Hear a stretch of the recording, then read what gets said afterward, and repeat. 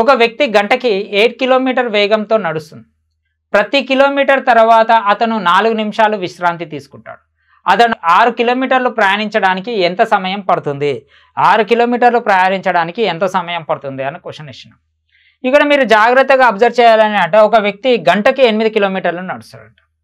మళ్ళీ ప్రతి కిలోమీటర్ తర్వాత 4 నిమిషాలు అవుతాడు. అంటే ఫస్ట్ కిలోమీటర్కి 4 నిమిషాలు అవుతాడు, సెకండ్ కిలోమీటర్కి 4 నిమిషాలు అవుతాడు, థర్డ్ కిలోమీటర్కి 4 నిమిషాలు అవుతాడు, ఫోర్త్ కిలోమీటర్కి 4 నిమిషాలు అవుతాడు, ఫిఫ్త్ కిలోమీటర్కి 4 నిమిషాలు అవుతాడు, సిక్స్త్ కిలోమీటర్కి ఆగడు.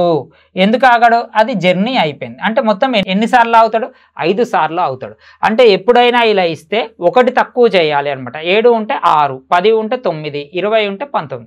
అంటే ఇప్పుడు 5 సార్లు ఆగిందమ్మా. 5 × 4 ఎంత? 20 మినిట్స్ ఎక్స్ట్రా పట్టింది. ఎన్ని మినిట్స్? 20 మినిట్స్ ఎక్స్ట్రా పట్టింది. అంటే ఇప్పుడు జాగ్రత్తగా చూడండి. ఇప్పుడు 6 కిలోమీటర్లు స్పీడ్ ఎంతమ్మా? 8 km/h స్పీడ్తో పోతే ఎంత టైం పడుతుందో చూద్దాం. ఎప్పటికైనా డినామినేటర్ ఎక్కువ ఉంటే అది ఖచ్చితంగా మినిట్స్లో వస్తుంది. మినిట్స్ అంటే ఇంటూ 60 చేయండి. 4 2s 4, 15s అవునా? ఇది 1s, ఇది 3s. 15 3s ఎంతమ్మా? 45. అంటే ఇక్కడ 45 మినిట్స్ నార్మల్గా పడుతుంది. ఎక్స్ట్రా మళ్ళీ 20 మినిట్స్ పట్టిందమ్మా. ఎక్స్ట్రా మళ్ళీ 20 మినిట్స్ పట్టింది. సో ఆన్సర్ ఎంత? 65 మినిట్స్. ఇది మన ఆన్సర్.